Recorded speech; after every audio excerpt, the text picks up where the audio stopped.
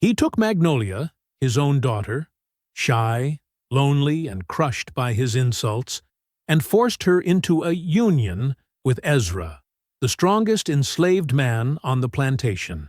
He thought it would solve his money problems and break them both in the process. But folks say Magnolia didn't act the way he expected. And Ezra? He didn't bow the way Silas demanded. Two people, both trapped under the same tyrant, began quietly working together in the shadows, learning each other's secrets, sharing danger, planning something the South had never seen. Because when a master tries to use fear to control love, hate, and hope all at once, he may create the very force that destroys him. And what Magnolia and Ezra did next didn't just shock the South, it changed everything. Before we go any further, comment where in the world you are watching from, and make sure to subscribe because tomorrow's story is one you don't want to miss. The dawn came slow over Pritchard land, bleeding pink and gold across fields that hadn't known proper care in years. Silas Pritchard sat on his veranda, watching the sun climb with the same cold detachment a man might watch his own hanging. His coffee had gone bitter in the cup. He didn't notice. His attention stayed fixed on the papers spread before him like accusation itself. Bills, taxes, letters stamped with official seals. The last one, from the bank in Natchez, he'd read 3 times. Each reading made his stomach tighten another notch. They would not extend credit. They questioned his capacity to honor existing obligations. They suggested, in language carefully wrapped in professional courtesy, that he consider selling land, as if the Pritchard name meant nothing, as if 4 generations of stewardship over this earth could be undone by simple arithmetic. Silas's face flushed hot, despite the morning cool. His fingers trembled as he reached for the coffee, lifting the cup to lips that had gone dry. The liquid tasted like ash. Everything tasted like ash these days. Pride had a flavor, he'd learned. It tasted like choking. The cotton prices had dropped again. The last harvest barely covered operational costs. His neighbors whispered about him at church. He knew they did. Whispered about the crumbling manor, the overgrown gardens, the way Silas Pritchard's coat showed wear at the elbows now, the way his daughter never married despite being well past the age. Magnolia. He set the cup down too hard. Liquid sloshed across a tax document, blurring the numbers. He didn't wipe it away. Magnolia! His voice carried across the veranda, through the open windows of the house. Magnolia, attend me at once. Inside, Magnolia Pritchard had been awake for hours. She always woke before dawn, lying in bed listening to the house settle around her like something dying in stages. She'd heard her father's footsteps on the veranda boards, heard the rustle of papers, the scrape of chair legs. She knew, with the instinct of someone who'd learned to read danger in small sounds, that today would bring something terrible. His summons confirmed it. She rose slowly, her body protesting movement the way it always did. 22 years old, and her knees already ached. Her back hurt. Her father said it was because she was fat. Said it often. Said it with the casual cruelty of someone commenting on weather.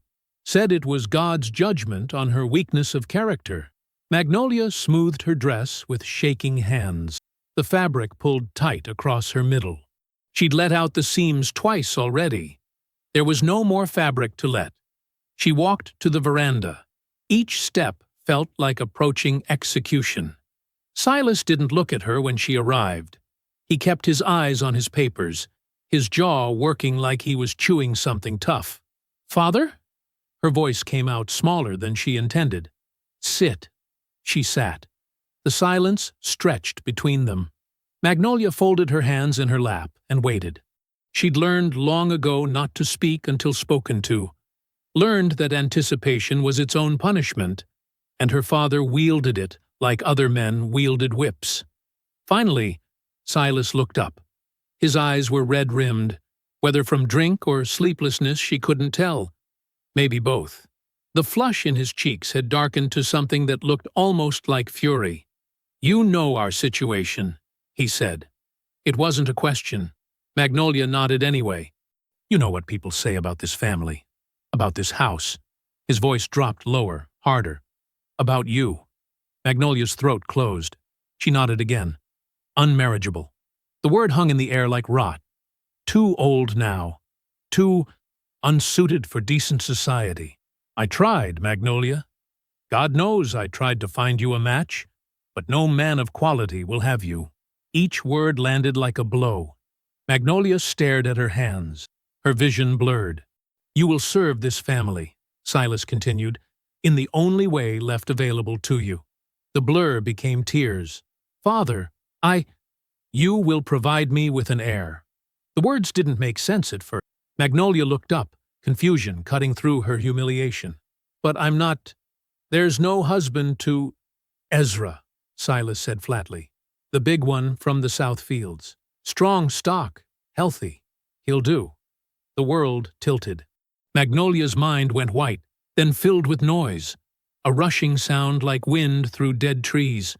She couldn't breathe, couldn't think. Her mouth opened, but no sound emerged. "You're appalled."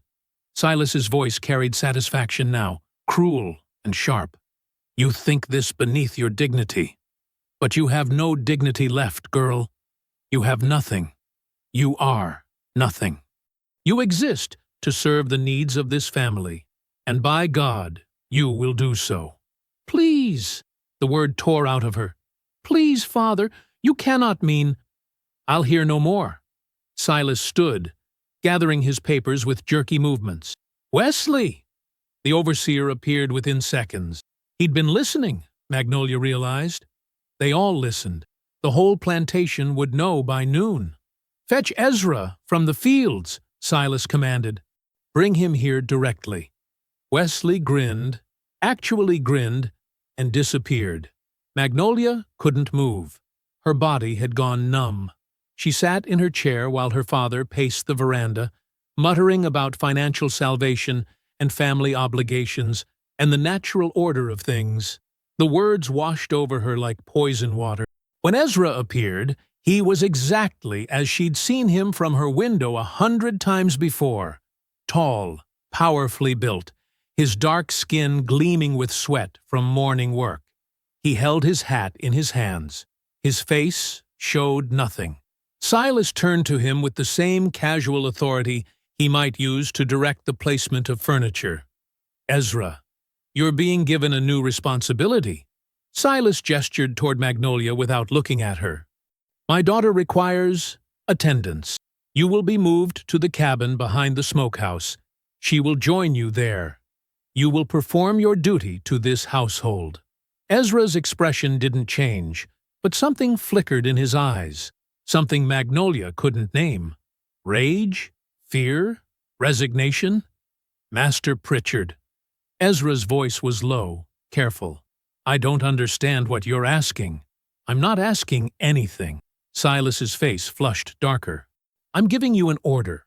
You will provide this family with a child. Do you understand that order?"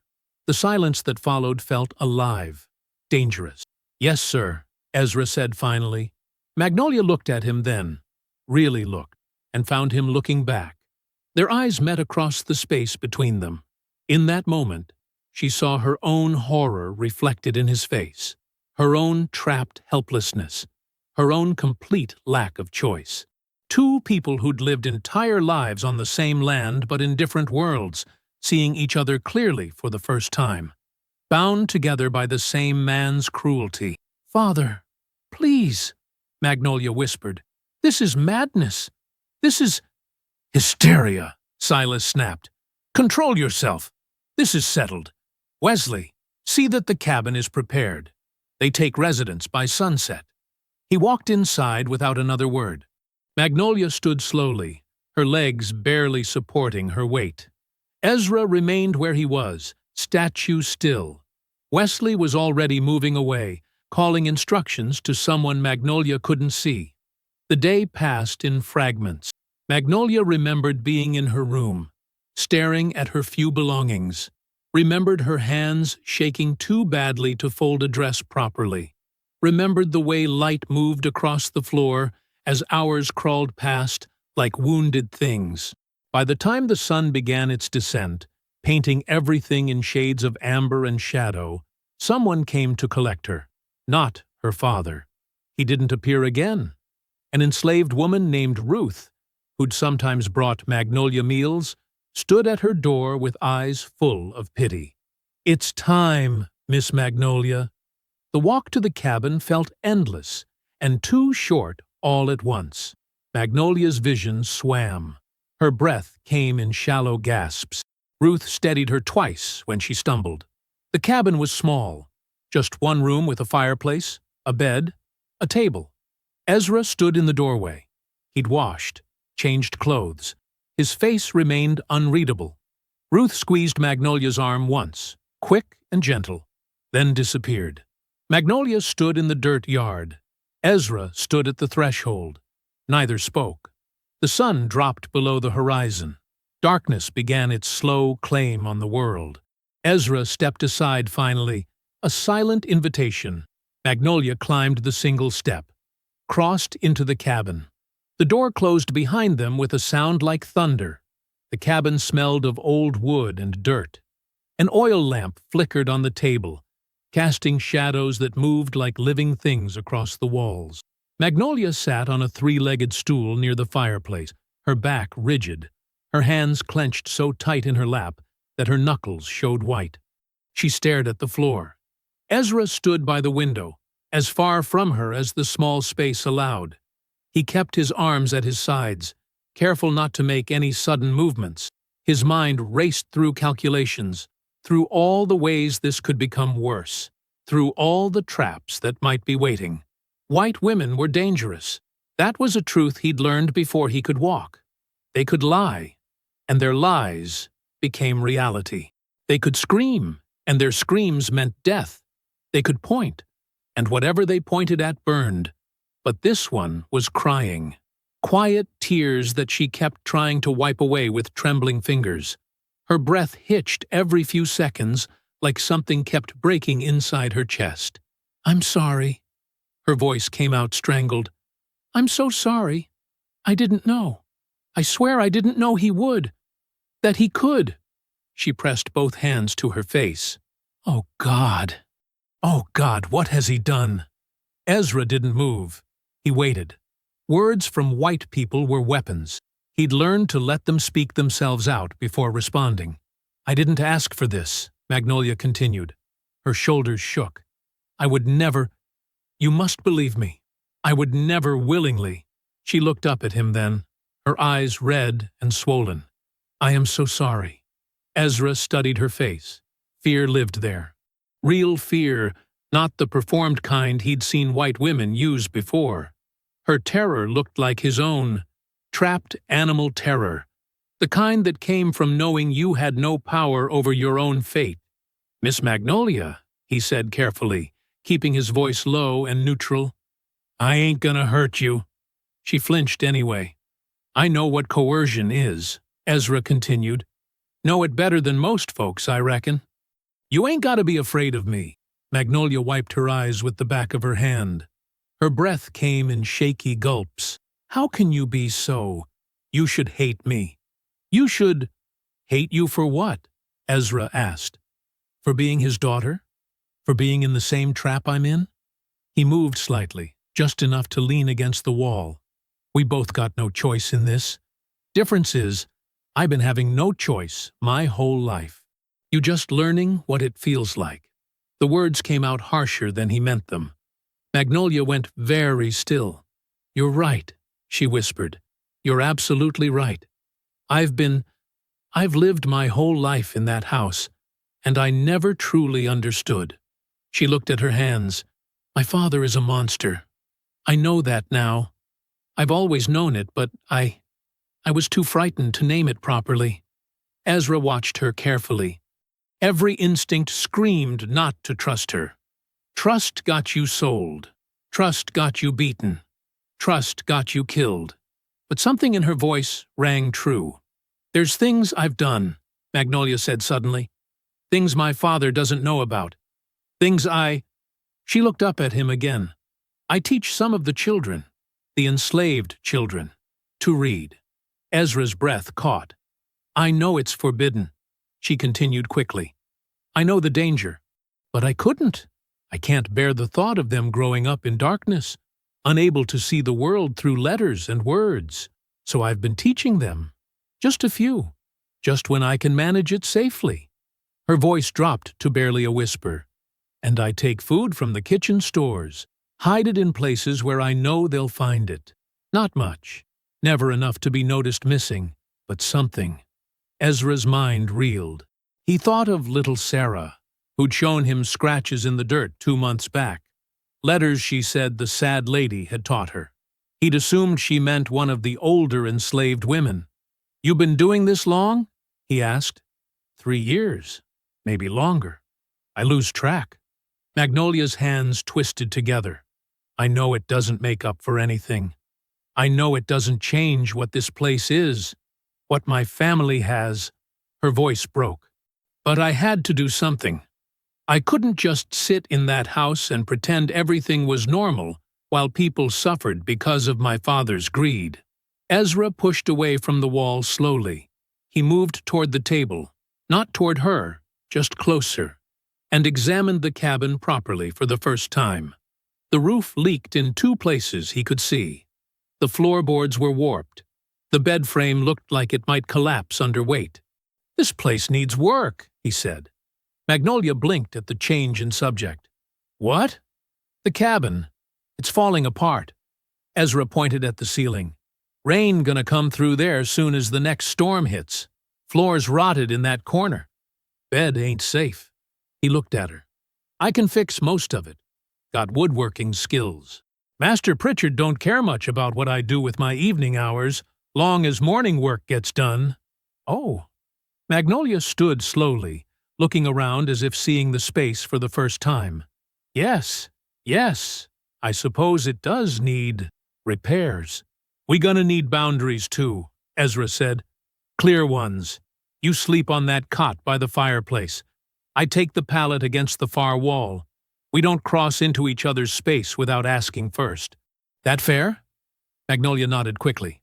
"Yes, absolutely. Thank you." "Ain't about thanks." Ezra met her eyes. "It's about surviving this. Both of us." She was quiet for a moment. Then, "I need to tell you something else. About my health." Ezra waited. My father calls it hysteria, but it's not. There's something wrong inside me. Has been for years. I bleed wrong. Hurt in ways that aren't normal."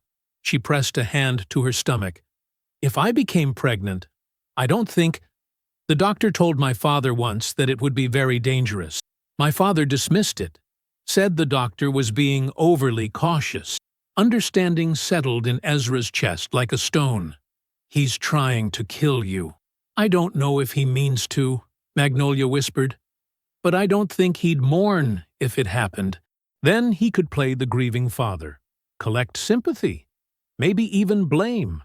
Blame whoever he wanted to blame." Ezra's jaw tightened. The trap had more teeth than he'd realized. "We gonna have to be smart about this," he said. "Real smart." "Yes." Outside, night sounds filled the air. Crickets, distant voices, the rustle of wind through cotton fields. Inside the cabin, silence stretched between them like something fragile. Magnolia returned to her stool. Ezra moved to the far wall where he'd stacked a thin pallet and a single blanket. They didn't speak again.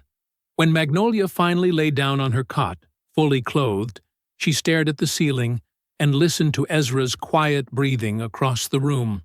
Her mind spun with everything that had happened, everything that might happen, all the terrible possibilities tomorrow could bring.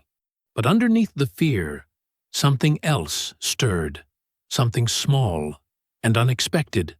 For the first time in her life, someone had listened to her confession without judgment. Someone had looked at her actions, her small rebellions, and understood. Across the room, Ezra lay on his pallet, and thought about the scared white woman who taught enslaved children to read, who smuggled food, who apologized like she meant it. Who might actually be telling the truth? The morning air held a chill that would burn away by midday. Magnolia stepped out of the cabin first, her skirts damp from the dew-soaked grass.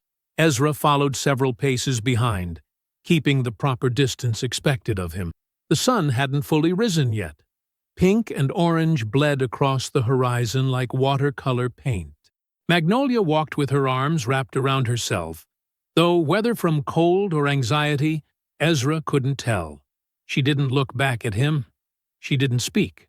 They moved across the grounds like two strangers who happened to be traveling the same path. The big house loomed ahead, white columns catching the early light. Ezra had built parts of that porch himself, had repaired the steps twice, had sanded the railings until his hands bled. It looked beautiful from a distance. Up close, you could see the cracks. A house servant named Ruth stood by the kitchen entrance. She was an older woman, gray-haired and sharp-eyed. When she saw Magnolia approaching, her expression turned cold. "Miss Magnolia," Ruth said. Her voice carried no warmth.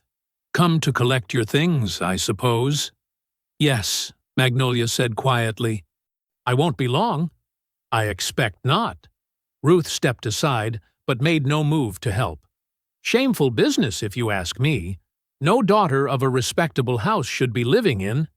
She cut herself off, but the damage was done. Magnolia's face flushed red. She hurried past without responding. Ezra kept his eyes on the ground as he stopped at the bottom of the porch steps. He knew better than to follow her inside. Knew better than to look directly at any of the white faces that might appear in the windows. He made himself small and still, the way he'd learned to do since childhood. Voices drifted from inside the house. Women's voices, sharp and cutting. He couldn't make out the words, but the tone told him everything. Magnolia was being torn apart with words disguised as concern. She emerged 15 minutes later, carrying a small trunk and a cloth bag. Her eyes were red, but dry. She'd stopped crying somewhere between the foyer and the front door. "I'll take that, miss," Ezra said, reaching for the trunk. Magnolia handed it over without meeting his eyes. "Thank you." Ruth appeared in the doorway again. "Master Pritchard wants you in the timber yard, Ezra. He's got work lined up for you today." "Yes'm." Magnolia started back toward the cabin alone. Ezra watched her go for just a moment before turning toward the timber yard. The trunk and bag would have to wait in the cabin entrance until later. The timber yard sat on the eastern edge of the property, where tall pines grew thick enough to block the morning sun. Ezra found the other men already there, axes in hand, sweat already darkening their shirts despite the early hour. He took his place among them and began the work. The rhythm came easy: swing, bite, pull, swing, bite, pull. The wood split with satisfying cracks that echoed through the trees. An hour into the work, voices approached from the main path. Ezra recognized Silas Pritchard's distinctive drawl immediately. The old master was walking with someone else, a neighboring planter named Townsend, judging by the accent. Ezra kept working, but angled himself closer to where their voices carried best. The other men did the same, all of them pretending total focus on their tasks while straining to hear. "Quite a creative solution to your financial troubles," Townsend was saying. His voice held amusement. "Though I must say, Silas, it's a bold move even for you." "Desperate times," Silas replied. "The girl was useless to me otherwise. No man of proper standing would have her.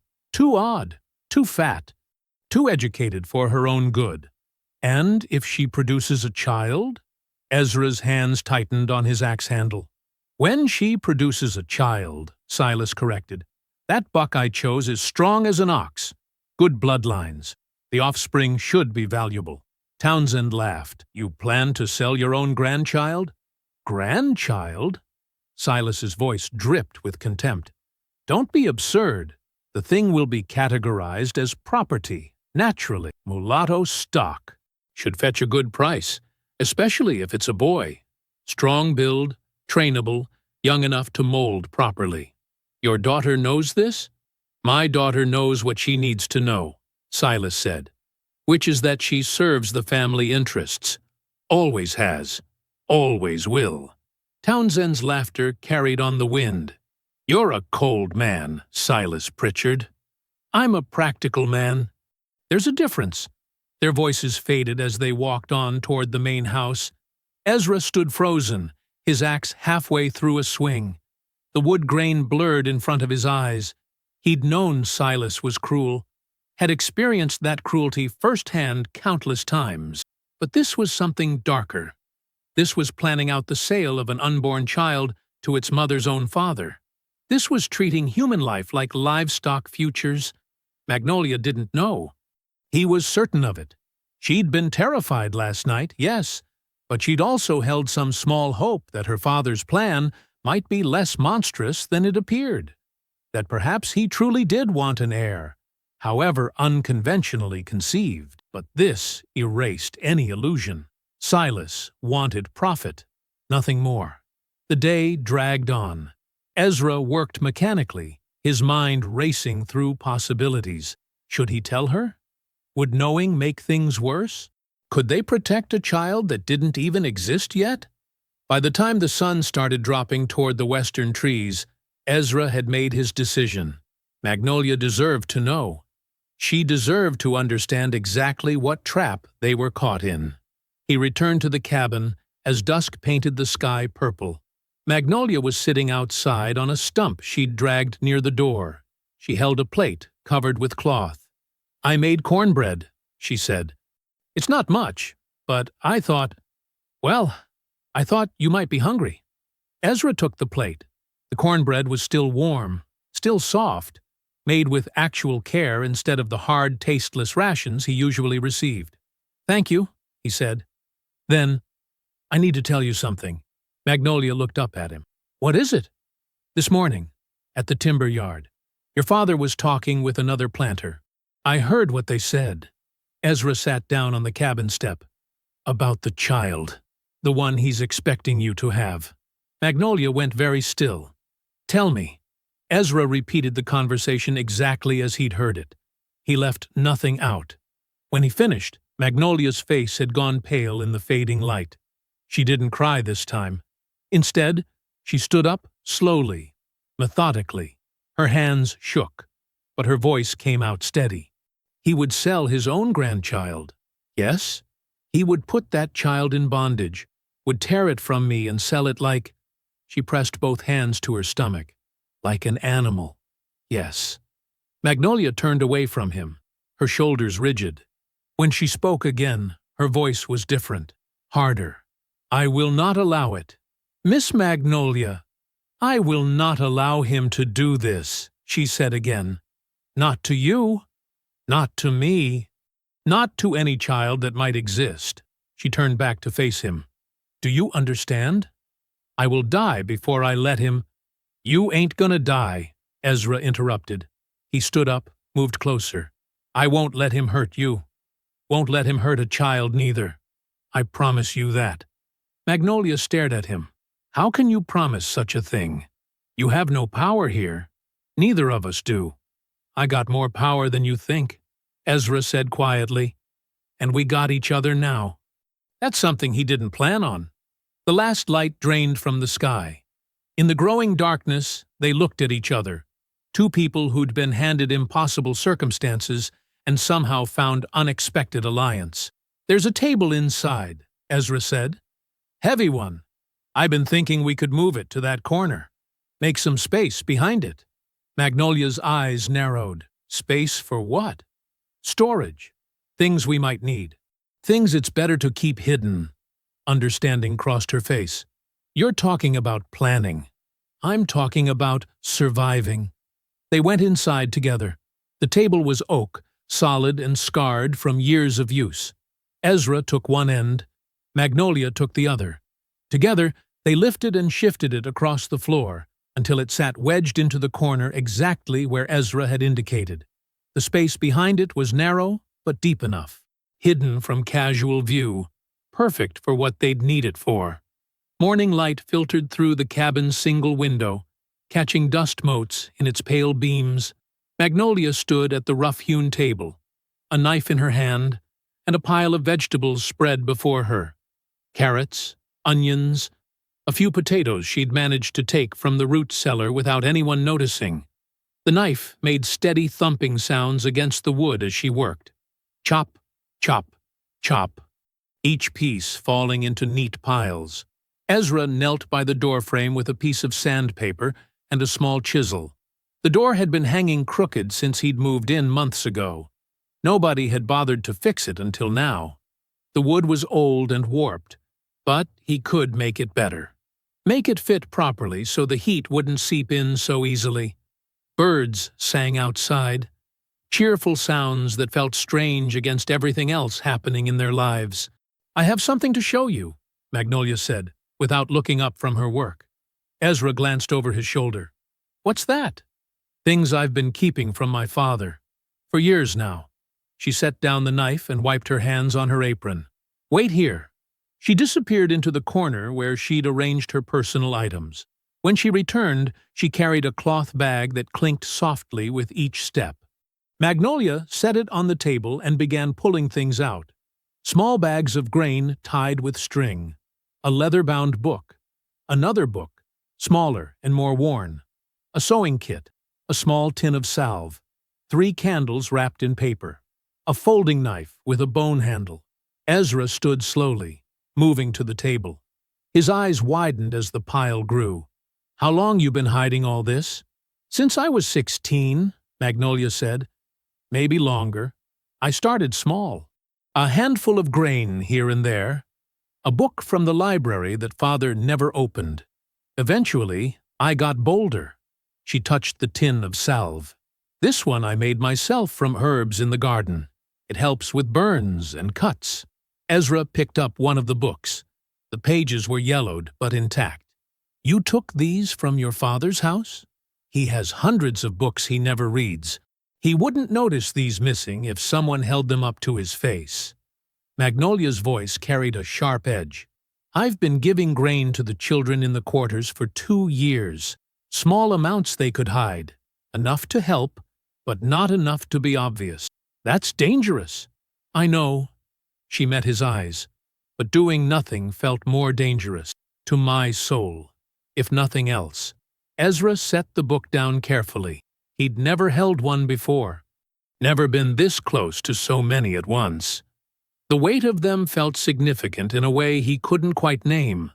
"There's more," Magnolia said. "But I need to be careful bringing it over. I don't want anyone noticing too much missing at once." "We'll make room for it," Ezra said. "Behind the table. Under the floorboards if we need to." They worked in comfortable silence for a while. Magnolia returned to her vegetables. Ezra went back to the doorframe. The summer heat built steadily, making the air thick and heavy. Around midday, Ezra stood and brushed wood dust from his hands. "I want to take you somewhere." Magnolia looked up. "Where?" "To meet some folks. Ones you've helped before, though you might not remember all their faces." Understanding crossed Magnolia's features. "The quarters?" "Just a few people. Good people. Ones who can be trusted." Ezra hesitated. "If you're willing." Magnolia set down her knife immediately. "I'm willing." They walked together across the property, following a worn path that led away from the main house. The sun beat down mercilessly. Magnolia's face flushed red from the heat, but she kept pace without complaint. The quarters consisted of small wooden cabins arranged in uneven rows. Chickens pecked at the dirt between them. A few children played with sticks in the shade.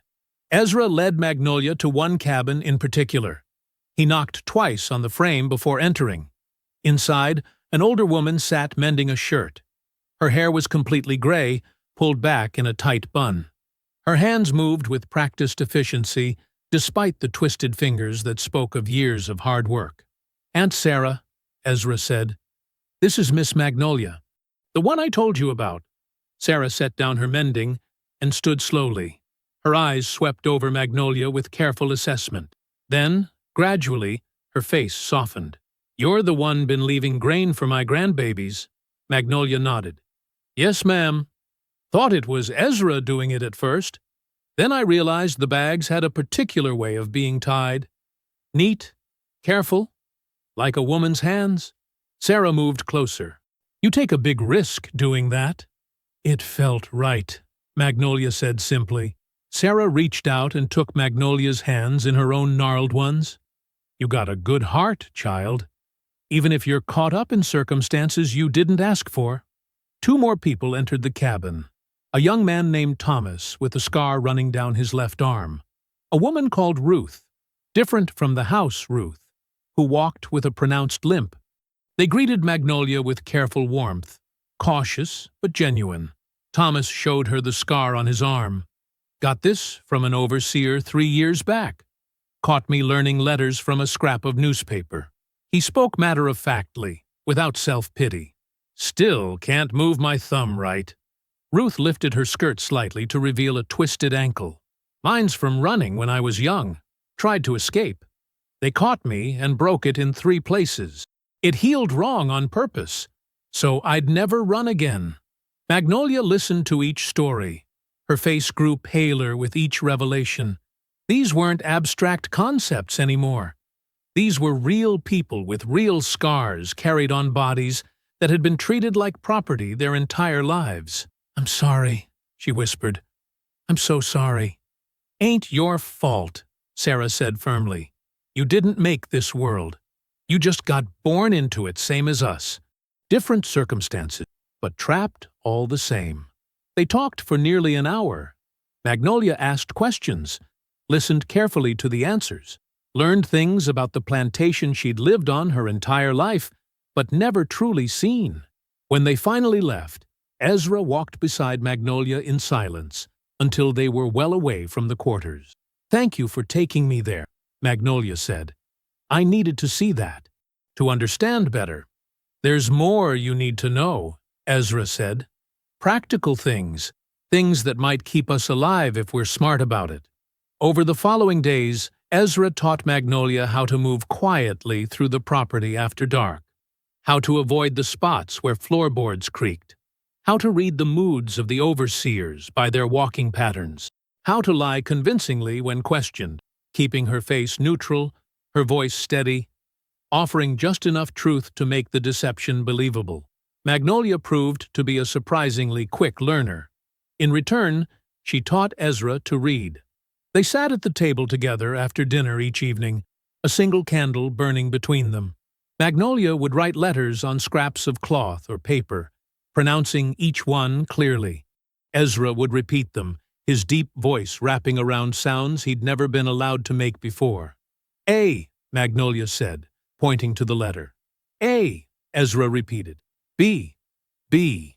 The alphabet came slowly but steadily. Magnolia was patient in a way Ezra had never experienced from someone in authority. She never scolded when he struggled, never showed frustration when he needed something repeated. A fragile friendship began forming between them, built on necessity at first, but growing into something more genuine with each passing day. Ezra found himself thinking about things he'd buried years ago, dreams of freedom he'd crushed down because hoping hurt too much. But now, with Magnolia's quiet rebellion showing him that white people could resist the system from within, those old dreams started stirring again. Maybe escape wasn't impossible. Maybe, with planning and help, they could find a way north. The thought terrified and thrilled him in equal measure. One evening, after their reading lesson, Magnolia took a fresh scrap of cloth and carefully wrote out the entire alphabet. Her handwriting was neat and clear. "Practice with this," she said, handing it to Ezra. "Trace the letters with your finger until you can see them with your eyes closed." Ezra took the cloth carefully, held it like the precious thing it was. Magnolia yawned and stood up. "I'm tired. I think I'll sleep now. Good night, Miss Magnolia." "Just Magnolia," she said. "Please." She settled onto her cot in the corner. Within minutes, her breathing had evened out into sleep. Ezra remained at the table, the candle burning low beside him. He traced each letter with his fingertip. A, B, C, D. The shapes felt foreign and familiar at the same time. The candle wax pooled at the base, forming uneven shapes. Ezra didn't move to get another. He worked by the fading light, committing each letter to memory through touch alone. 5 days later, Magnolia woke to sounds outside the cabin. She sat up slowly, her body still heavy with sleep. Through the small window, she could see Ezra crouched near the edge of the clearing, his hands moving carefully through the undergrowth. She dressed and stepped outside. The morning air was cool and damp. Dew covered everything in a thin layer of moisture that caught the early light. "What are you doing?" she asked. Ezra looked up. He held several leafy stems in his hands. "Gathering herbs, wild ginger and mullein. They grow in the shade here." "For what purpose? You said you have trouble sometime. With pain. From your condition." Ezra's voice was matter-of-fact, but gentle. "These can help. My mother knew how to prepare them. She taught me before she was sold." Magnolia felt something tighten in her chest. "You didn't have to do that." "I know." Ezra stood up, brushing dirt from his knees. "But it seemed useful, just in case." She watched him carry the herbs inside and lay them carefully on the table. His movements were precise and deliberate, nothing wasted. Over the following days, Magnolia began moving more freely among the quarters. At first, her presence drew wary looks and careful silence. She was Silas Pritchard's daughter, after all. Trust didn't come easily, but she kept returning. She brought bread wrapped in cloth, shared it quietly with whoever would accept, helped wash clothes at the communal area, her soft hands quickly developing blisters that she didn't complain about. She read to the children in the evenings, using simple stories and teaching them letters when no one was watching. Sarah watched her carefully during those first visits, testing her sincerity through observation. "You don't have to keep coming here," Sarah said one afternoon. "Might be safer if you didn't." "I want to come," Magnolia replied. "If I'm allowed." "Allowed?" Sarah snorted softly. "Strange word coming from you. Usually we're the ones asking permission for everything." Magnolia's face colored with shame. "I know. I'm sorry. I didn't mean—" "I know what you meant, child." Sarah's expression softened. "You're trying. That counts for something." Thomas began showing Magnolia how to mend clothing properly, how to make the stitches small and tight so they'd hold under hard labor. Ruth taught her how to recognize which wild plants were safe to eat and which would make you sick. They were teaching her survival skills, things she'd never needed to know in the big house. Meanwhile, Ezra worked on something else entirely. He began quietly redirecting supplies, small amounts of dried meat that wouldn't be missed, tools that could be explained away as lost or broken, rope, flint, a water skin that had been discarded for a small tear he could easily repair. He stored everything in a hidden compartment they'd built together beneath the cabin floor. The boards lifted smoothly if you knew where to press. The space beneath was dry and dark, perfect for concealing things. One evening, Magnolia came to Ezra with a proposal. "I've been thinking," she said. "My father will eventually expect evidence. That his plan is working." Ezra understood immediately. "The pregnancy he's waiting for." "Yes." Magnolia's voice was steady despite the subject matter. "I could fake early signs. Morning sickness can be imitated easily enough. A little paleness, some carefully timed complaints about feeling unwell. That buys us time," Ezra said thoughtfully. "He'll be patient if he thinks it's happening." "Exactly. Maybe several months before he grows suspicious." They agreed on the deception. It felt strange planning such a thing, but necessity made strange allies of them both. As days passed, something subtle began shifting between them. Small moments of affection that neither acknowledged directly, but both noticed. Ezra would save the best portion of their shared meals for Magnolia without comment. She would mend his work shirts with careful attention to detail, reinforcing the seams that took the most stress. When she struggled with heavy lifting, He'd appear beside her without being asked. When he worked late into the night on their escape preparations, she'd sit nearby with quiet company. One afternoon, while helping Ruth hang laundry, Magnolia smiled. Actually smiled. The expression felt foreign on her face after years of learned misery, but it came naturally in that moment. Ruth noticed. "Haven't seen you look like that before." "Like what?" "Happy. Even a little bit." Magnolia touched her own face, surprised. "I suppose I am. Strange, isn't it? Given everything." "Not so strange," Ruth said.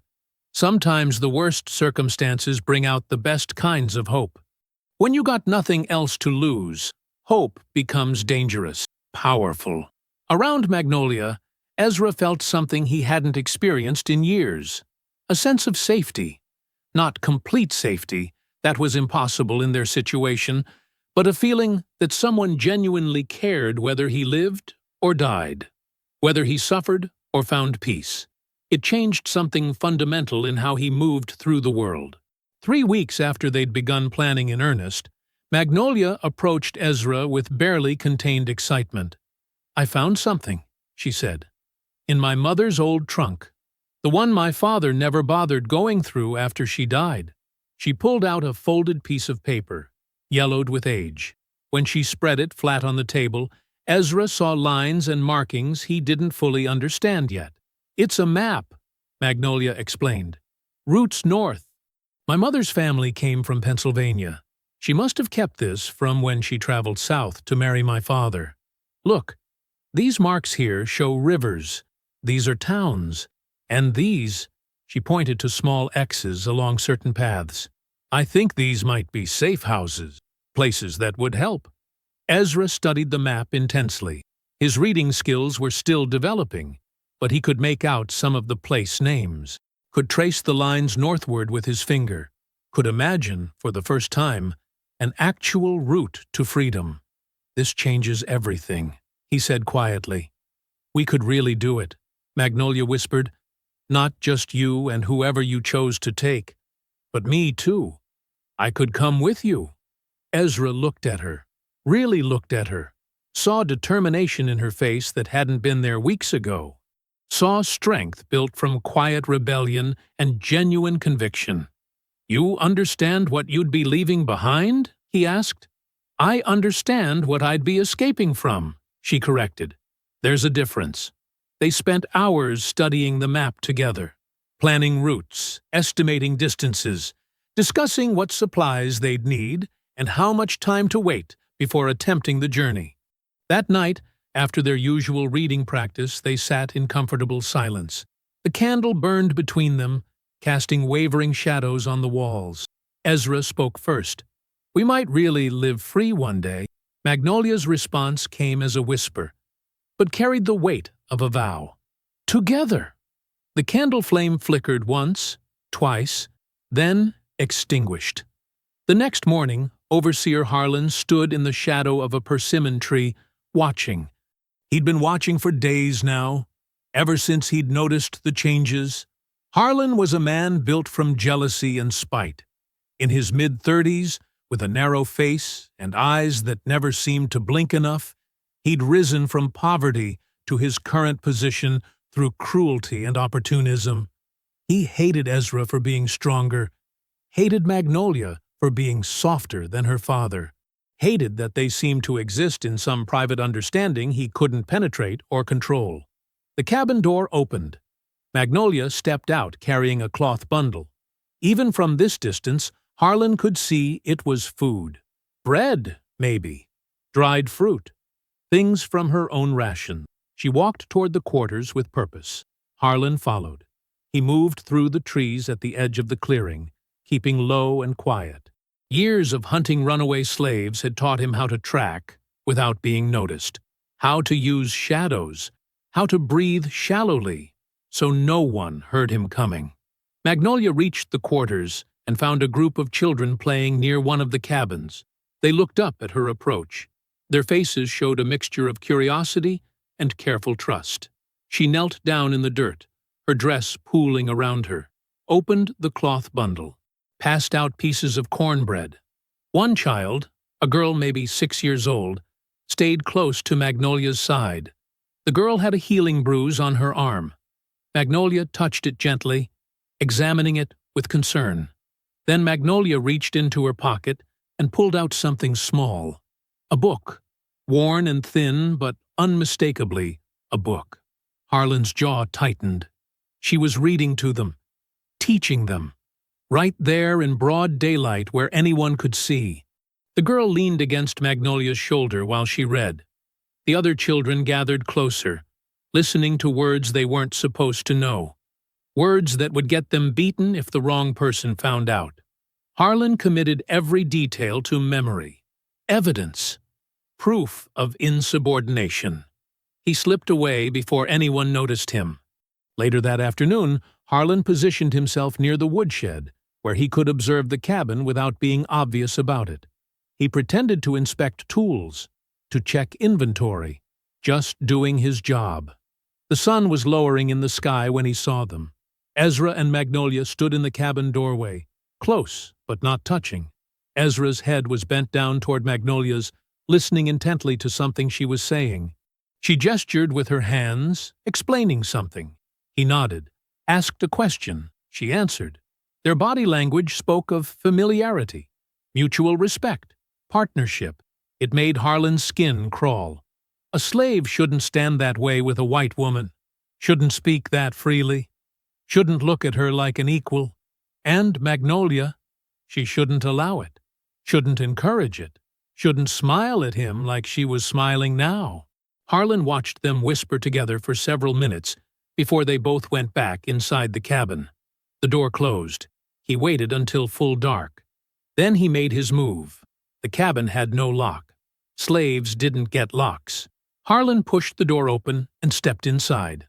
An oil lamp sat cold on the table. He lit it with a match from his pocket. The flame cast dancing shadows across the small space. He searched methodically. Started with the obvious places first. Under the thin mattresses, behind the few pieces of furniture, in the corners where things might be stuffed and forgotten. Nothing immediately suspicious.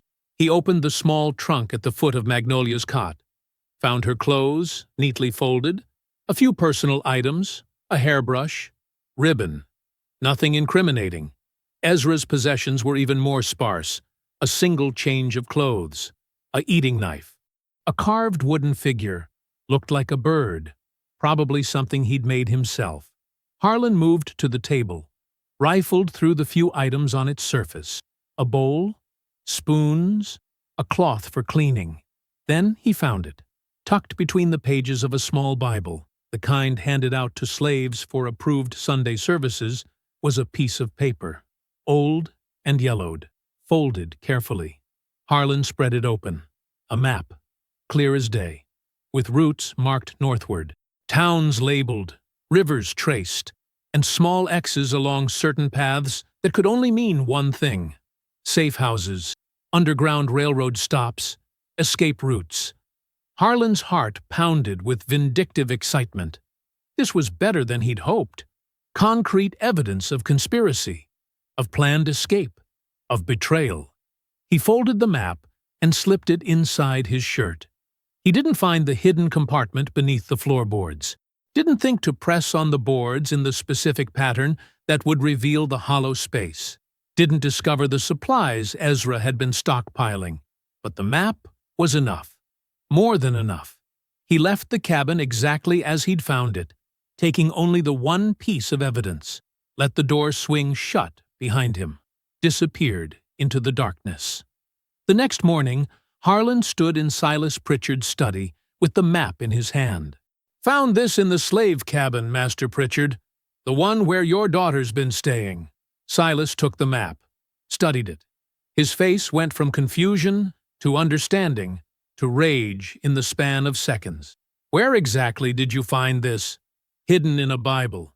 But that ain't all, sir." Harlan leaned forward, lowering his voice like he was sharing dangerous secrets. "I seen Miss Magnolia carrying food to the quarters, teaching slave children to read, right out in the open, showing them books, treating them like they was people." Silas's hand crumpled the edge of the map.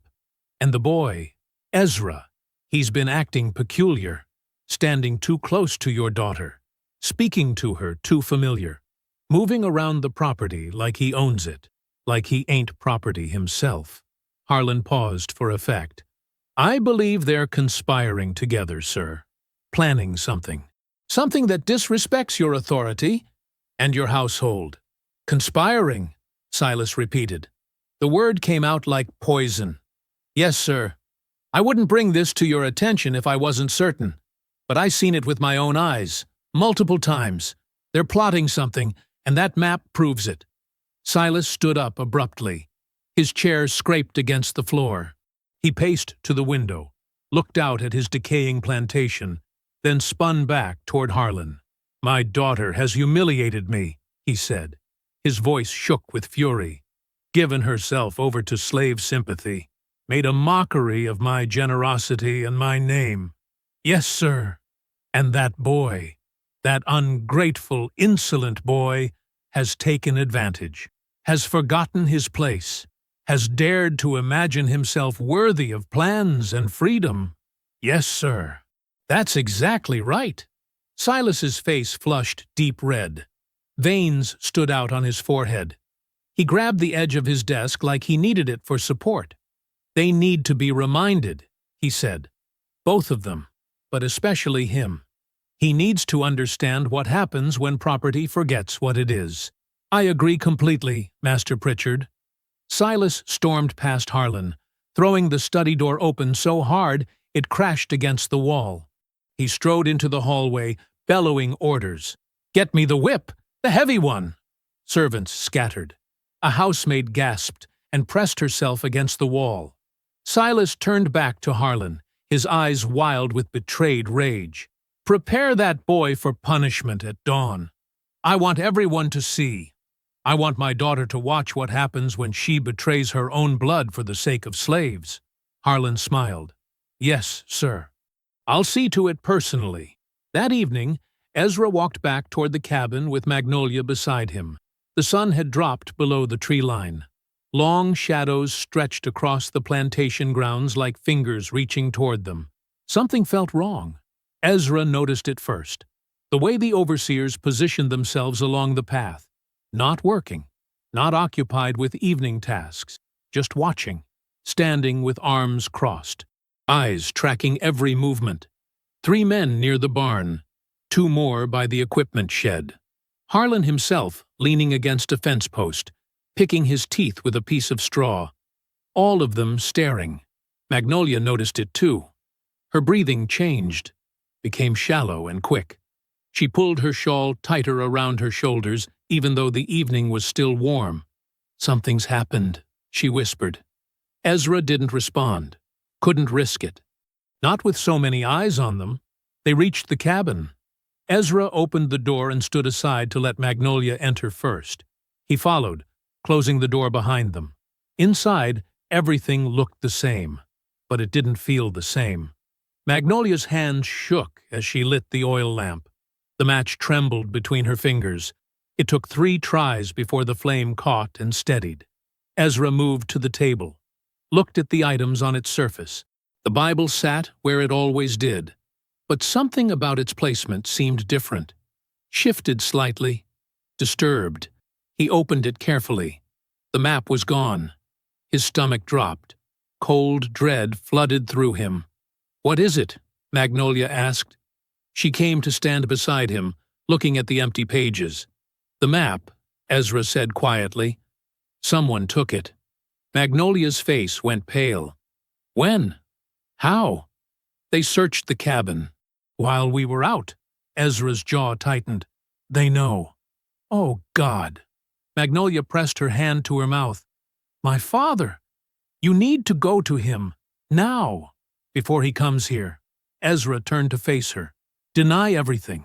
Tell him you had no knowledge of any map. Tell him I must have stolen it. Put all blame on me. I won't do that. You have to. It's the only way to protect yourself. I don't care about protecting myself. Magnolia's voice rose. Ezra, if he knows about the map, if he knows we've been planning... A shout from outside cut her off. Ezra moved to the window. Through the thin curtain he could see men gathering, torches being lit, the orange glow growing brighter. "Stay here," he told Magnolia. "Lock the door after I leave." "What?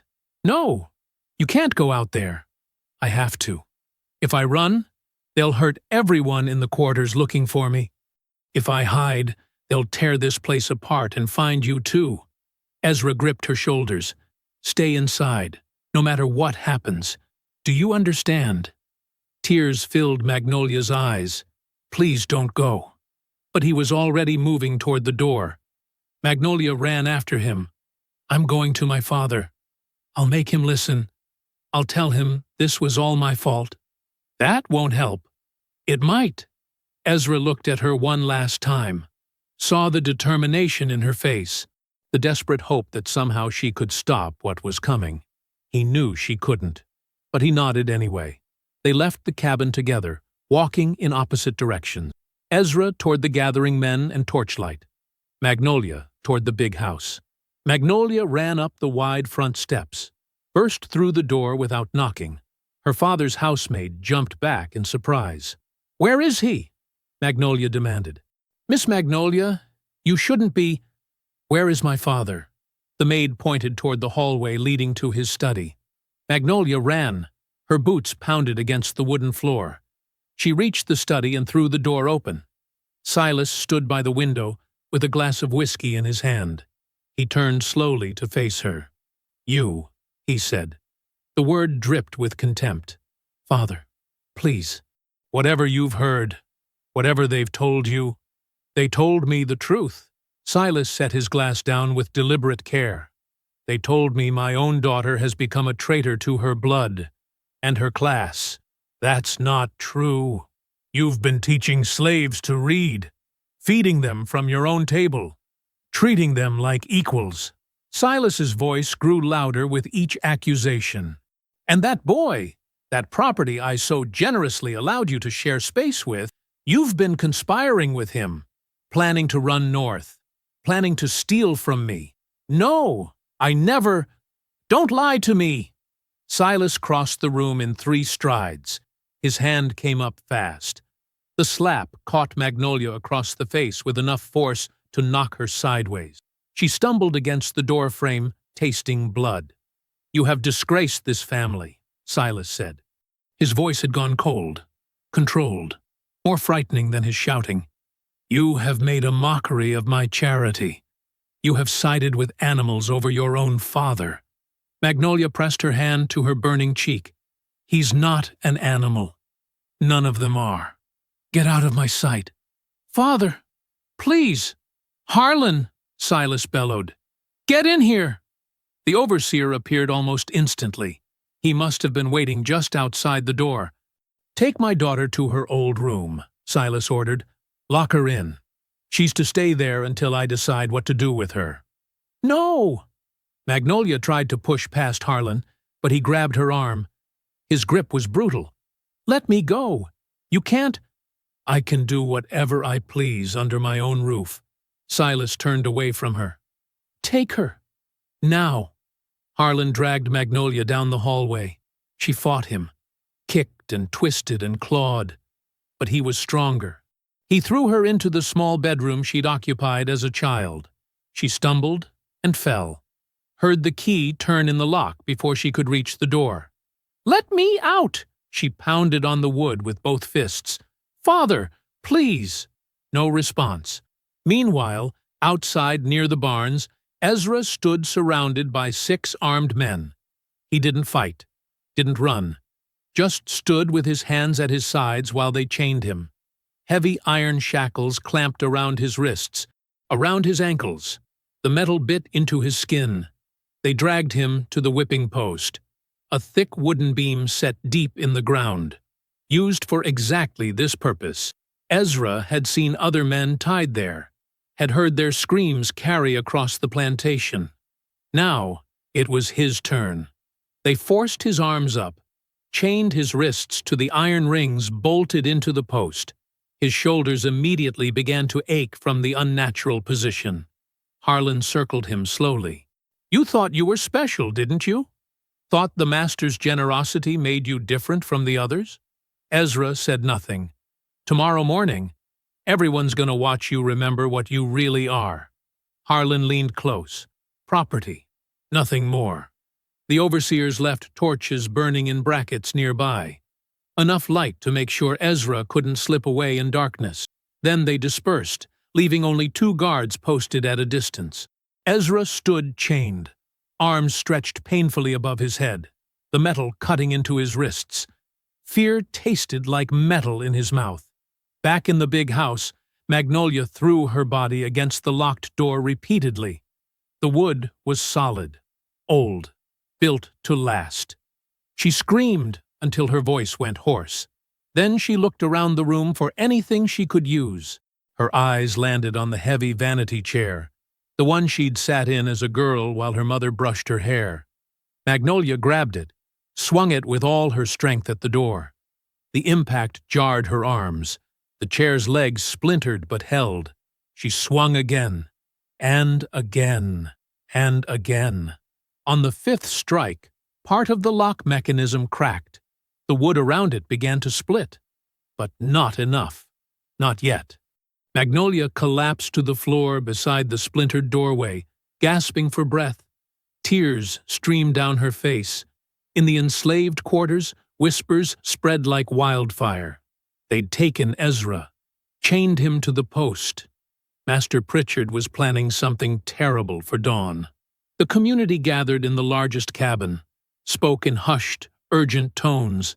"Can't let this happen," someone said. "He protected us, helped us. We owe him.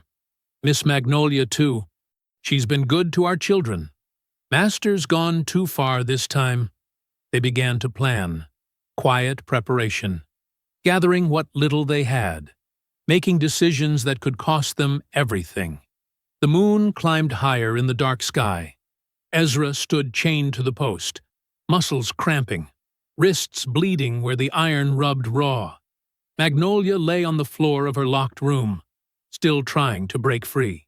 Splinters embedded in her palms from swinging the chair, and dawn crept closer with every passing minute. The first gray light of dawn crept through the narrow window of Magnolia's childhood bedroom. She lay on the floor beside the damaged door, her body stiff and aching from the night spent trying to break free. Her palms were raw, splinters embedded deep in the flesh. Her shoulders throbbed from swinging the heavy chair again and again until exhaustion finally claimed her. But something had changed overnight. The door frame had shifted. The wood around the lock mechanism had cracked further from the stress. One of the screws holding the strike plate in place had worked itself loose, creating a tiny gap between the door and the frame. Magnolia pushed herself to sitting. Every muscle protested. Her head pounded. The side of her face, where her father had struck her, felt swollen and tender. She crawled to the door on her hands and knees, examined the gap with her fingers. The screw head was visible now, partially exposed. Her hairpin, the long metal pin she'd used to keep her hair in place yesterday, still sat on the floor near the vanity where she'd dropped it during her frantic attempts to escape. Magnolia grabbed it with trembling fingers, wedged the pointed end into the groove of the screw head, twisted. The metal bent slightly under the pressure, but the screw turned, just a fraction. She twisted harder. The pin bit into her palm, drew blood. The screw turned again, and again. 5 minutes of agonizing work. 10, 15. The screw finally came loose enough to pull free with her fingers. Magnolia threw it aside, put her shoulder against the door, and pushed with everything she had left. The damaged lock gave way with a splintering crack. The door swung open. Magnolia stumbled into the hallway, caught herself against the wall. Her vision swam. She was dizzy, bruised, exhausted. But Ezra needed her. She limped toward the staircase. Each step sent pain shooting through her body. The fall yesterday had left her battered. The night of struggling had drained whatever strength remained. She gripped the banister with both hands, made her way down one step at a time. The The big house was silent. Dawn had not yet fully broken. The servants were not yet awake. Magnolia reached the bottom of the stairs, crossed the entrance hall, pushed open the front door. Outside, the plantation yard was bathed in pre-dawn gray light. Everything looked washed out, colorless. Near the barns, torches still burned in their brackets. Their orange glow was fading as natural light began to take over. Ezra stood chained to the whipping post. His head hung forward, arms stretched painfully above him. Even from a distance, Magnolia could see the dark stains on his wrists where the iron had cut into skin. Men were gathering, overseers and field hands forced to witness. The enslaved community assembled in a loose semicircle around the post, but something was different about their positioning. They weren't clustered together the way people normally stood when forced to watch punishment. They were spread out, strategically placed. Some held tools. Others carried buckets or bundles of rags. All of them wore the blank expressions of people pretending to prepare for morning tasks. But their eyes were alert, watching, waiting. Magnolia stumbled forward. Her legs felt like they might give out at any moment. She pressed one hand to her ribs and kept moving. Harlan stood near the whipping post with a long leather whip coiled in his hand. He was speaking to Ezra. Magnolia couldn't hear the words, but she could see the cruel satisfaction on the overseer's face. Her father emerged from the main house behind her. Silas descended the porch steps with measured dignity, dressed for the day as if this were any normal morning. He saw Magnolia crossing the yard. His expression darkened. "Get back inside," he commanded. Magnolia ignored him, kept walking. "I said, get inside, now!" She didn't stop, didn't look back, just focused on reaching Ezra before the whip fell. Harlan uncoiled the whip with a practiced flick of his wrist. The leather cracked against the ground. A warning, a promise of what was coming. He positioned himself behind Ezra, raised his arm high. "Stop!" Magnolia's voice came out hoarse, broken, but loud enough to carry across the yard. "Stop this right now!" Harlan paused, looked to Silas for instruction. Magnolia staggered forward, placed herself between Harlan and Ezra's exposed back. Her body swayed, her vision blurred, but she stood firm. "Move," Harlan said. "No." Ezra lifted his head. His eyes found hers. "Magnolia, don't. I won't let him hurt you." "This is foolishness," Silas called out. He strode across the yard toward them. "Harlan, remove her!" The overseer reached for Magnolia's arm. She jerked away. "Touch me and I'll—" "You'll what?" Silas's voice was ice. He stood just a few feet away now. "You have no power here, no authority. You are nothing but a disappointment who has forgotten her place." "I haven't forgotten anything," Magnolia said. Her legs trembled. She locked her knees to keep from falling. "I finally see clearly. I see what you are, what this place is, what you've done to all of these people." "Strike her," Silas said to Harlan. Magnolia's eyes went wide. "What?" "You heard me. Strike her. Teach her obedience." Harlan hesitated. "Sir, she's your—" "Strike her. That's an order." The overseer's face twisted with something between pleasure and uncertainty. He raised the whip. "Father, please!" The leather whistled through the air. Pain exploded across Magnolia's shoulder. The whip caught her just below the collarbone, tore through the fabric of her dress, split skin. She cried out, stumbled, nearly fell. Behind her, Ezra roared. The sound was primal, inhuman, pure fury given voice. He threw his full weight against the chains. The iron links strained. One of them, weakened from age and rust, began to give. Harlan had assumed the restraints were secure, had checked them quickly in the dark, missed the corroded section of chain between Ezra's left wrist and the post ring. Ezra pulled again, muscles bulging, tendons standing out like cables under his skin. The weakened link snapped. His left arm came free.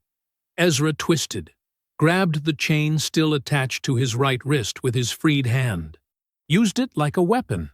Harlan turned just in time to see the iron chain swinging toward his face. The metal connected with brutal force. Harlan went down hard. Blood sprayed from his broken nose. Around the yard, the enslaved community surged forward as one. Tools became weapons, rakes, shovels, hammers, everything they'd been carrying as props for their pretend morning work. The two guards posted near the post rushed toward Ezra, but they were intercepted by field hands who'd positioned themselves perfectly for exactly this moment. Chaos erupted across the plantation yard. Coordinated, planned, unstoppable. The revolt spread like wildfire across the plantation yard. Ezra stood over Harlan's fallen body, the broken chain still gripped in his freed hand. Blood dripped from the overseer's shattered nose. The man groaned and tried to push himself upright. Two field hands, Samuel and Isaiah, stepped forward. They carried coils of rope they'd been pretending to organize near the barn. Within seconds, they had Harlan's wrists bound behind his back, tight enough to restrain, not tight enough to cut off circulation. "Don't kill him," Ezra said.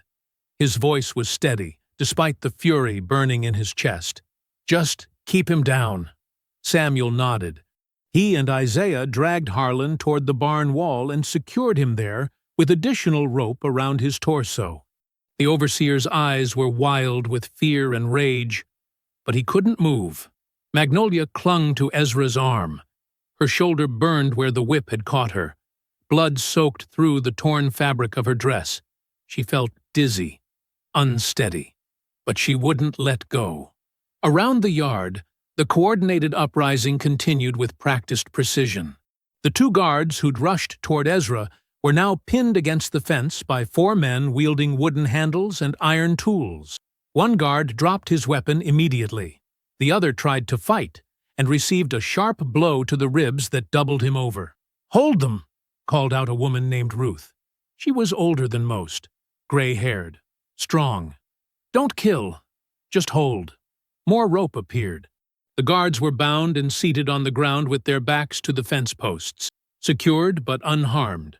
Near the main house, 3 house servants had intercepted the cook and the laundress, both white women who'd worked for Silas for years. The servants held them gently but firmly, spoke in quiet tones, explained that no one would be hurt if they stayed calm. The cook was crying. The laundress looked too shocked to speak. Everything was happening with terrifying speed and organization. This wasn't chaos. This was months of quiet planning finally executed. Ezra scanned the yard, counted the people, made sure everyone was accounted for. Then he saw movement near the stables. Silas. The master had retreated while everyone else focused on the initial confrontation. He was leading his fastest horse from the stable. Already had 1 foot in the stirrup. "He's running!" someone shouted. Ezra released Magnolia carefully, placed her hand against the whipping post so she could steady herself. Then he sprinted toward the stables. His legs burned, his wrists bled where the iron had cut him, but he ran faster than he'd ever run in his life. Silas swung himself into the saddle, kicked his heels into the horse's flanks. The animal bolted forward. But 2 young men, brothers named Jacob and Thomas, had positioned themselves near the gate with a wagon loaded with hay bales. As soon as they saw Silas mounting, they shoved the wagon directly into his path. The horse reared. Silas yanked the reins hard, tried to turn the animal. Ezra reached them, grabbed the horse's bridle, pulled down with all his strength. The horse steadied, stopped fighting. Silas looked down at Ezra with pure hatred. "You dare!"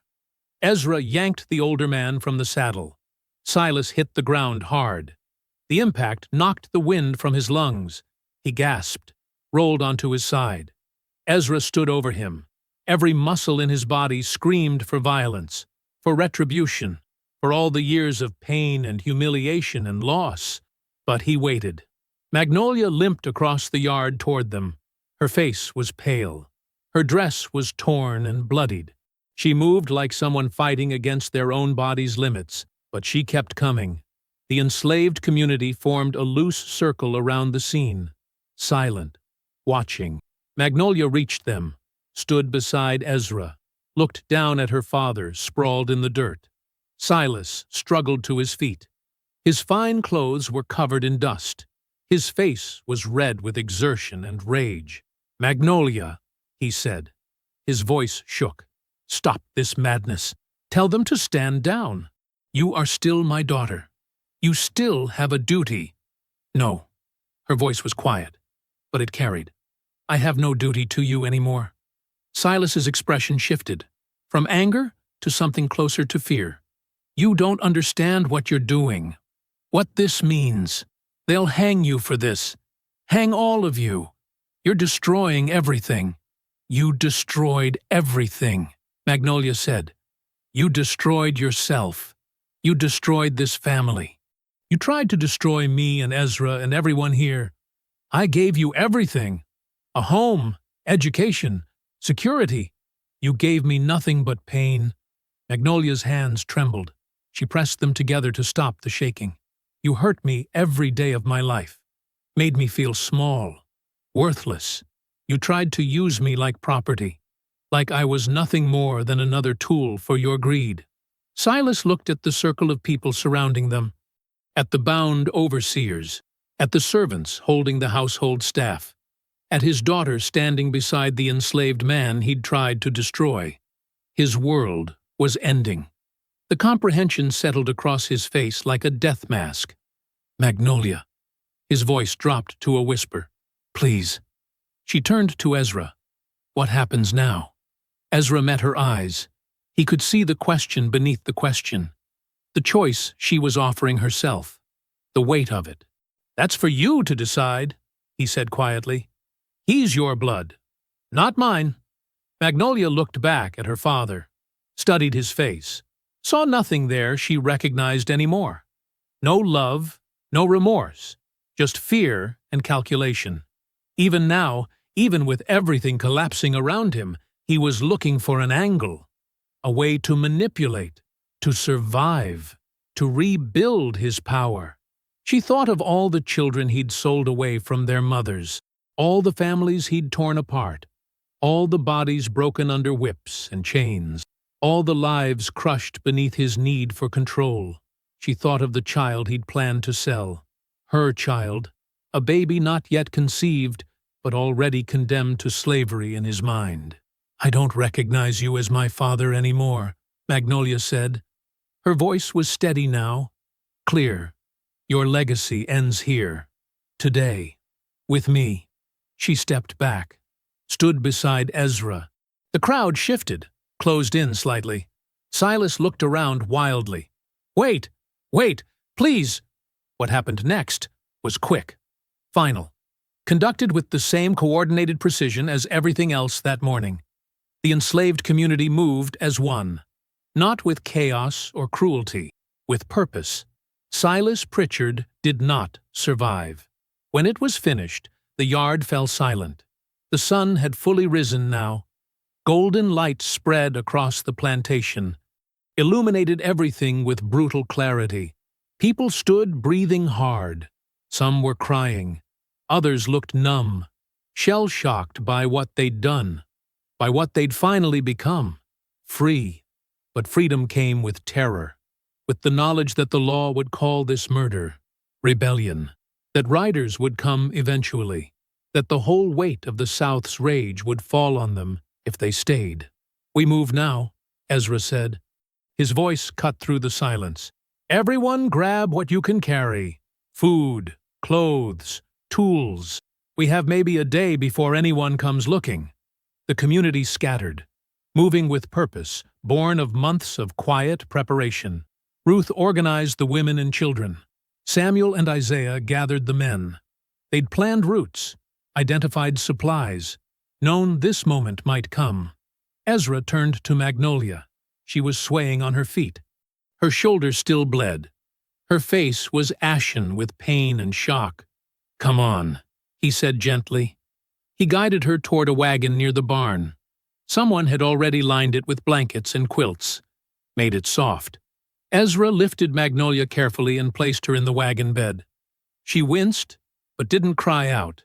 "Rest," he said. "We'll move soon." Magnolia nodded, lay back against the blankets, closed her eyes. Around them, the plantation prepared for exodus, for the journey north, for whatever came next. The group left before the sun fully rose, 23 people in total, men, women, children, some riding in wagons, others walking, all carrying what they could, bundles of clothes, bags of food, tools wrapped in cloth. Ezra walked beside the lead wagon. Magnolia lay in the bed, wrapped in a thick shawl despite the summer heat. Her shoulder was bandaged with strips torn from a bedsheet. Ruth had cleaned and dressed the wound before they departed, applied a poultice of herbs to prevent infection. Magnolia's face was pale. She drifted in and out of sleep as the wagon rolled forward over uneven ground. Ezra kept one hand on the wagon's edge, watched her breathing, made sure she stayed warm and still. They followed the map Magnolia's mother had left behind, a delicate piece of paper that showed routes through forests and along lesser-known paths, roads that avoided major towns, trails that crossed streams at shallow points, places where travelers could move without being seen. The first day was the hardest. Everyone moved quickly. Fear drove them forward, fear of being followed, of being caught, of facing the consequences of what they'd done. Children cried from exhaustion. Adults pushed through pain and hunger. The wagons creaked under their loads. Horses tired quickly on the rough terrain.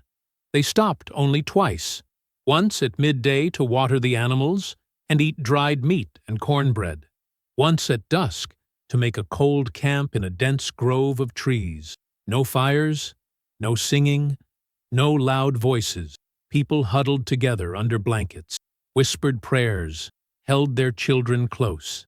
Ezra sat beside Magnolia's wagon through the night, watched the darkness for movement, listened for the sound of riders or dogs. Nothing came. The second day brought rain, a steady drizzle that soaked through clothes and turned the paths to mud. The wagons struggled. Wheels sank into soft ground. Horses strained against the weight. Twice they had to stop and push. Everyone capable put their hands to the wagon beds, shoved until the wheels broke free and rolled forward again. Magnolia woke during one of these stops, tried to climb down and help. Ezra gently pushed her back. "Stay still. You'll tear your stitches." "I can help." "You help by staying alive," he said firmly. "Rest." She lay back, tears mixed with rain on her face. She hated feeling useless, hated being a burden, but she obeyed. The third day was clearer, cooler. The group made better time. They passed through a stretch of forest so thick the canopy blocked out the sun, traveled in green-filtered twilight. Birds called overhead. Squirrels chattered in the branches. Some of the children began to relax, walked instead of riding, pointed at interesting trees and flowers. Ruth started humming quietly, a low melody. Others joined in. Nothing loud enough to carry far, just enough to ease the tension. By the fourth day, they reached the first safe town marked on Magnolia's map. It was small, barely 50 buildings, mostly wooden structures clustered around a crossroads, a general store, a blacksmith, a church with a crooked steeple. The kind of place that asked few questions.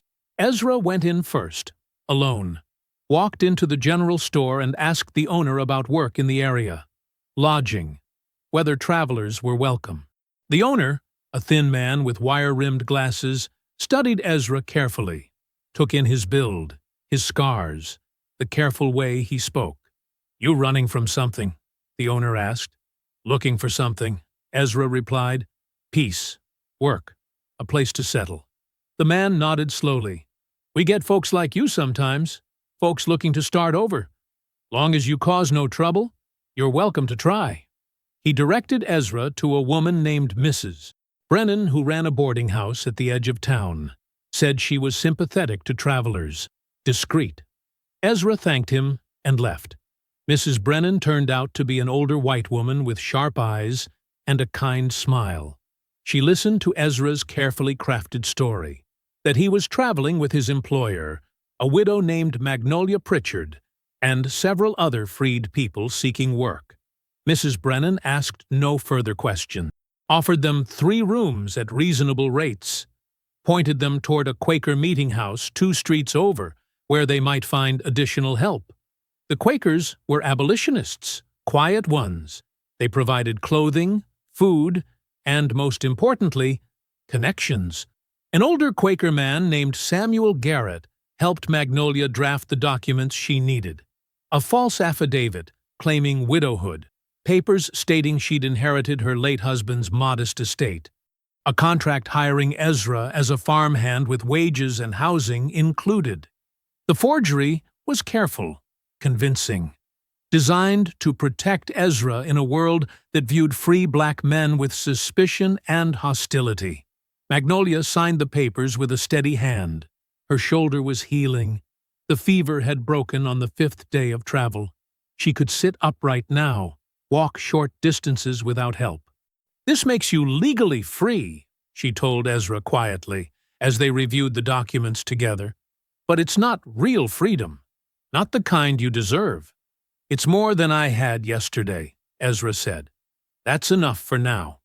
With the documents secured, they began searching for permanent housing.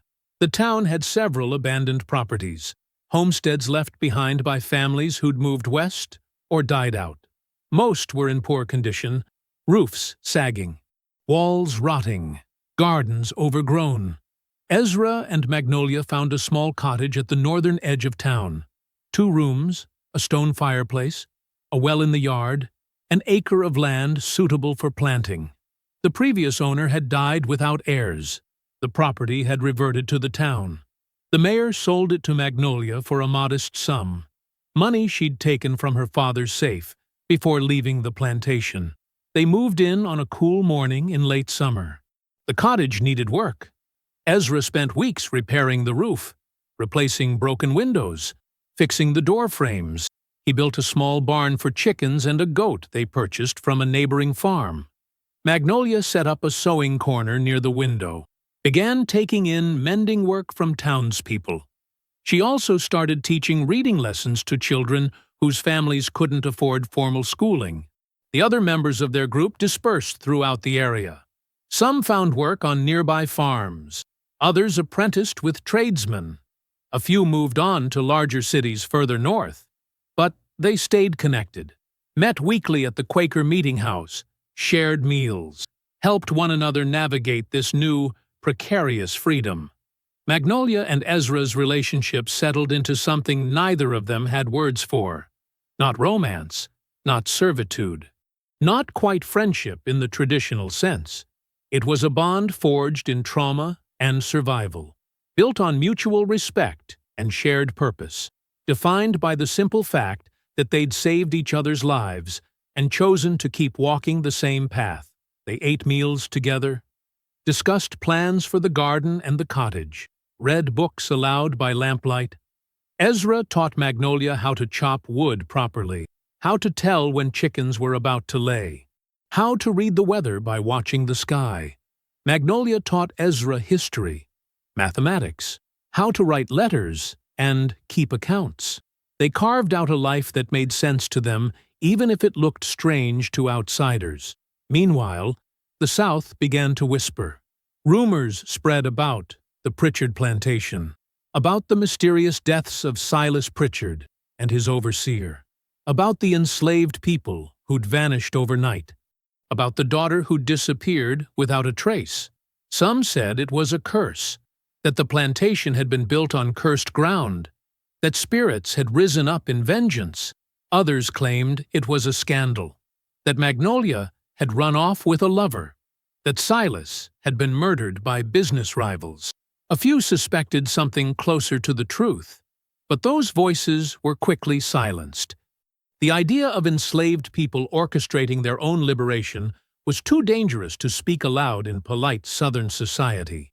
The plantation stood empty, slowly reclaimed by kudzu and weeds, a ghost of what it had been. No one knew the real story. No one except the people who'd lived it. And they weren't telling. Evening fell over the cottage. Magnolia sat on the porch in a wooden rocking chair Ezra had repaired. She held a book in her lap, a collection of poetry she'd found at the general store. Ezra sat on the porch steps. His hands rested on his knees. His face was relaxed, peaceful in a way it had never been before. Magnolia opened the book, found the page she'd marked, began to read aloud. Her voice was soft but clear. The words floated out into the cooling air, settled over the garden where tomatoes and beans grew in neat rows. Ezra listened, closed his eyes. Let the sound wash over him. Around them, the world they'd built rested quietly. Strange, untraditional, fragile, but free. I hope you found that story powerful. Leave a like on the video and subscribe so that you do not miss out on the next one. I have handpicked 2 stories for you that are even more powerful. Have a great day.